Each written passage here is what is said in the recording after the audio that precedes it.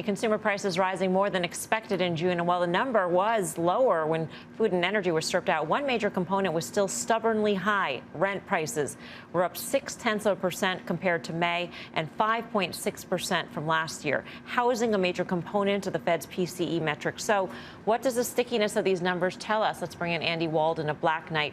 He's a VP of Enterprise Research and Strategy. Andy, great to have you with us.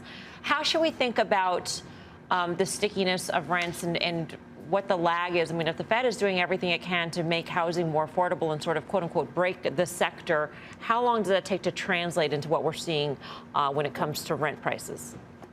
Yeah, I think there are a couple different components there. One, if you look at rents, I think you're seeing some carryover from affordability, right? If you look at housing affordability, it's now the lowest it's been since the 1980s. And so some of those folks that are being priced out of the purchase market are moving into the rent market. So I certainly think that you're going to see a little bit more stickiness there, a little bit more upward movement in rent than you see in the housing market.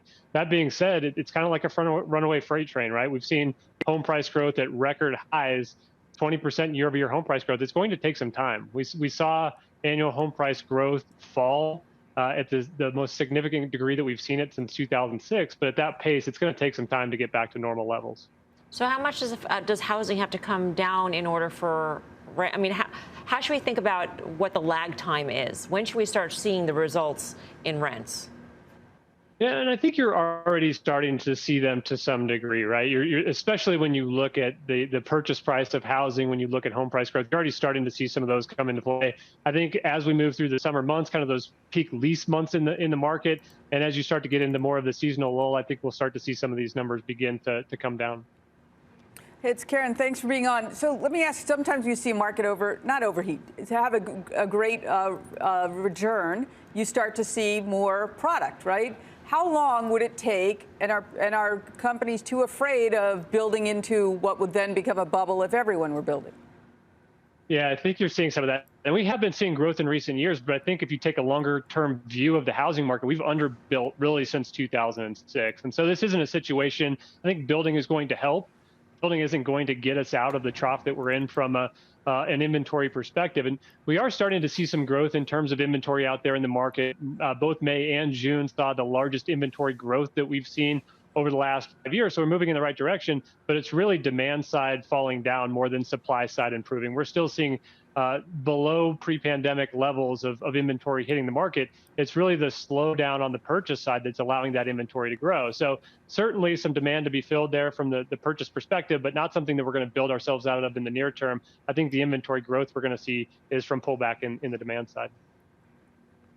Yeah, Andy, I agree. I think this is going to take longer than people think. But I was surprised, and I'm sure you caught this. It was June 14th, I think, as Jerome Powell was walking off this stage. He basically said, oh, and I'm paraphrasing, but, you know, for any of you millennials thinking about buying a home, you know, sort of think again. I mean, I think Karen made this point earlier. They're doing everything they possibly can to cool this housing market down. And I think it's going to be, to a certain extent, futile. Yeah. Well, I think it'll work. It's going to take longer than expected, and it'll be a very difficult soft landing for the market. We saw it play out somewhat similarly in the early 1980s when the Fed ratcheted up rates to cool off inflation, cool off the housing market, and somewhat of a smooth landing that time. I think it's more challenging this time around because of how far out in front of incomes home prices have been running, right? Home prices are up 60% over the last 5 years. Income's up roughly 15%. Back in the 80s, incomes kept up with home prices. So we're in a much different environment. The average home is worth about 6 times income now. It's traditionally 3.5 to 4 times. So a lot tougher to kind of to navigate that water of a cool landing or a smooth landing in the housing market this time around. I think they will be effective at cooling it down. You're starting to see the early stages, but there's a lag there in the housing market, right? I think we're going to see some of the strongest cooling later this year. So you're not going to see the fruits of these recent interest rate increases for a few months there when you start to track some of that housing market data. Strongest cooling sounds like a euphemism, Andy. What do you really mean? What does the non-soft landing mean for the housing market? Where are mortgage rates in this non-soft land? I mean, what rate will break the housing market to the Fed's, satisfaction? Well, and if you look at, so if you triangulate incomes, interest rates, home prices, right now, to get back to a normal level of affordability, right, a long run average level of affordability, it would take mortgage rates at roughly 3% right now. So there's a lot more of a challenge this time. It's not just interest rates driving on affordability like it was in the 80s. It's 50% price growth and 50% interest rate. So simple interest rate pullback may not fully solve the problem if the Fed fully reversed course and tried to initiate a soft landing. So I think there is some risk there. The last 3 times you've seen prices at this level, there hasn't been national price declines in each one of those instances, but there certainly have been markets that have seen price pullbacks. And I think you're seeing some early signs of that today, and we're getting some indicators of which of those markets it could potentially be by the deceleration we've seen in those markets over the last month and a half. Okay, Andy, we're going to leave it there. Thanks so much. You bet. Thank you. Andy Walden. So Karen mentioned how the home builders were reacting. Guy, what's your take on all of this?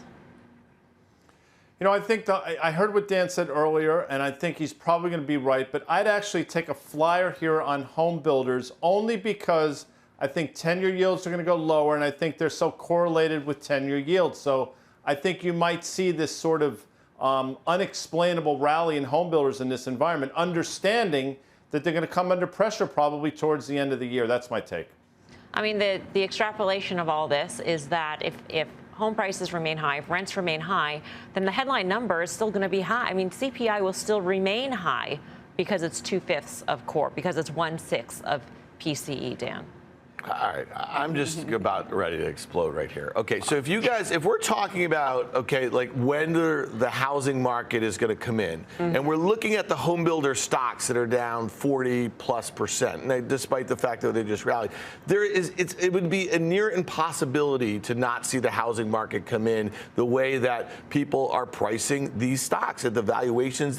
I mean, to me, does that make sense? Do you understand what I'm saying? In a way, it's like we haven't seen the housing market really in a material fashion weaken, okay? But what is going on, it can't just be about interest rates, why home building stocks are trading the way they are. Home builders have been telling us a lot of bad news yet, but we haven't seen home values come in yet. So I guess if you want to extrapolate that, I just think that's going to happen. We're going to have the housing market that is going to come in. That negative wealth effect is going to work its way through the entire economy as the stock market remains weak, and unemployment yet has not ticked up yet. So I just think there's a ticking time bomb here, and I think the way the banks act, especially the big money centers that do a lot of the lending, the way these home builders act, they're telling you this. So they're telling you there's a lag effect. Correct. Thank you. That's coming. Thank you.